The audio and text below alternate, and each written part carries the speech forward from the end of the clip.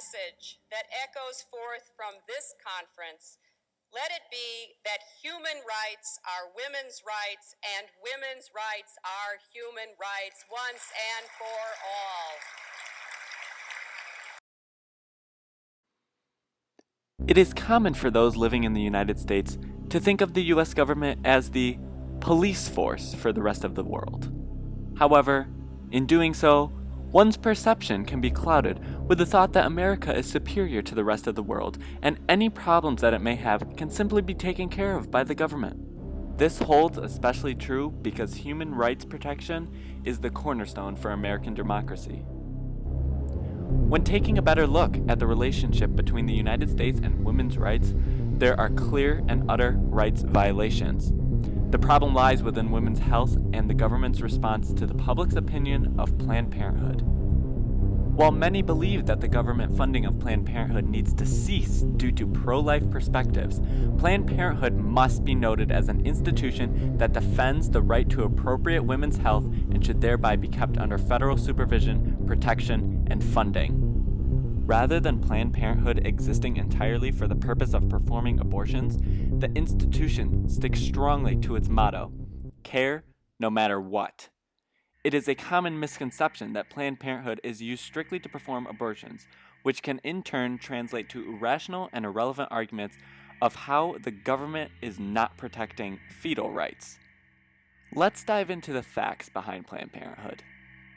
Based on Planned Parenthood's most recent study on the comprehensive services that they provide, the total number of services was 10,933,675 in the year 2012. Of these services, 41% were for STI and STD testing and treatment, 34% for contraception, 10% for cancer screening and prevention, 11% for other women's health services, 1% for other services, and only 3% for abortion services. That makes the annual number of abortion services only a modest number of 327,166 when compared to the total number of services amounting to nearly 11 million. This is not all. There is a significant disconnect between the government and abortions as well. The federal government's funding of Planned Parenthood is restricted to only be put to use through Planned Parenthood services other than abortion, according to Title 10 of the Services and Population Research Act. In fact, the abortion procedures are strictly funded by private and/or individual contributors, and not a penny is used from the federal government's funding. Therefore, the funding that is provided by the U.S. government is only utilized to help to supply the other services that aim to protect and aid women's health. Considering this, the pro-life argument brings significant danger to the rights of women's health because it does not accurately take into account the factual evidence behind the apportionment of government funds. Following through with this pro-life campaign would inevitably lead to extensive downsizing of Planned Parenthood, effectively shrinking the U.S. government's ability to protect women's rights of health. Abortions and any Supreme Court cases aside, following through with an arrest on government funding would be a direct violation of women's rights because nearly 11 million women rely on Planned Parenthood as an avenue to obtain affordable health care. And of course, affordable health care that is funded by the U.S. government is, in fact, a way in which women's right to health is protected. Obviously, women's health falls under the overarching notion of women's rights.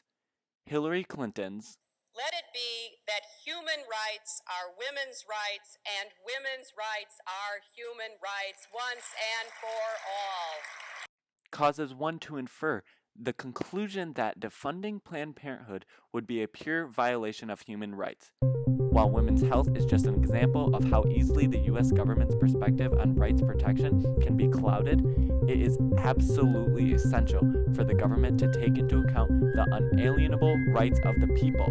Otherwise, it will become too easy for severe and dire consequences to develop and progress. The structures of power that exist are working to their own ends to extend their capability at the expense of the freedom of all publics. All laws passed by the government of any country have consequences for the citizens of that country. One of the following two outcomes can take place. The ideal outcome would be that the law helps protect individuals, it does not harm anyone or violate any laws in the process, and it does not give unconstitutional power to the government. It works and it promotes rights. An example of this is the Equality Act of 2015. This made same-sex marriage legal in the United States, and although it may have been controversial, it protected the LGBTQ community without causing harm to any individual or abusing power. The problematic outcome would be that the law violates one or more rights, harms someone in the process, or gives someone unconstitutional power. An example of this is surveillance. Ever since September 11, terrorism has become a plague for many nations, and surveillance came to be the one and only cure for the governments worldwide. In the United States of America, for example, the Freedom Act and the Foreign Intelligence Surveillance Act were passed right after the September 11 attacks, and they legitimized mass surveillance. Under these acts, the NSA can collect everything from calls and texts to emails, as they can wiretap all forms of communication. Some say that the surveillance systems are justified because if you have nothing to hide, you have nothing to fear. First of all, according to Edward Snowden, saying you don't care about privacy because you have nothing to hide is like saying you don't care about freedom of speech because you have nothing to say. Furthermore, everyone values privacy instinctively, regardless of what they say. And under numerous circumstances, privacy is required for the people's safety. For example, lawyers rely on client confidentiality for a fair trial and justice. Journalists depend on privacy to protect their sources, especially when it involves criticizing the government by a whistleblower. And in a more pressing matter, people of minorities such as the LGBTQ community and the diverse communities consisting of different cultures and background rely on privacy to protect their family, their jobs, and themselves. Privacy is freedom. Without privacy, people's safety is compromised, and therefore the acts of surveillance and those laws are not only breaking the Fourth Amendment and the fundamental human right to privacy, but are also bringing potential harm to people all around the world. This form of legislative decision is the kind that is problematic and abuses power by giving the surveillance agencies and the government ungodly control.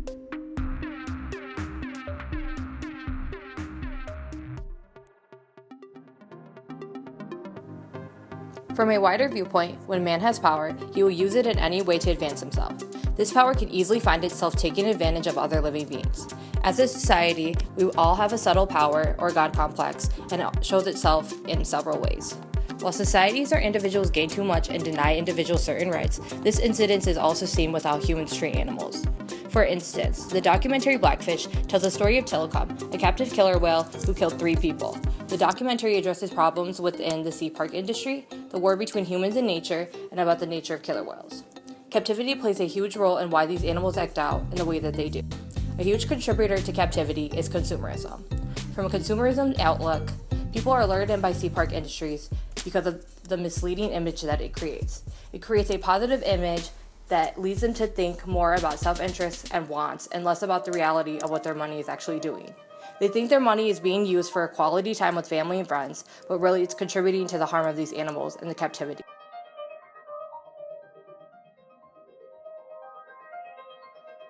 In another case, the documentary Project Nim explores the life of a chimp. Nim was a chimp born in captivity and then taken from his mother at a very early age, all for the purpose of experimentation. The basis of the experiment was rooted in the nature versus nurture hypothesis. The general plan of this experiment was to treat Nim somewhat like a human being and teach him sign language, which seemed to be successful. This study was a marvel on the world stage because Nim, another animal species, could apparently communicate and converse with humans.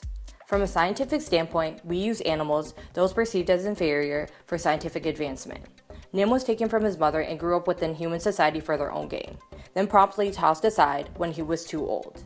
Even though this manner of treatment would be considered inhumane if it was done to humans. We must then pose the question, when are these rights of the inferior violated? When is it considered to be in the name of science or abuse?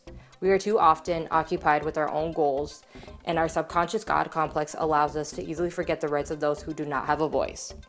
And when people or animals are being taken advantage of, the community starts to take notice that there's an issue, which then leads them to take action.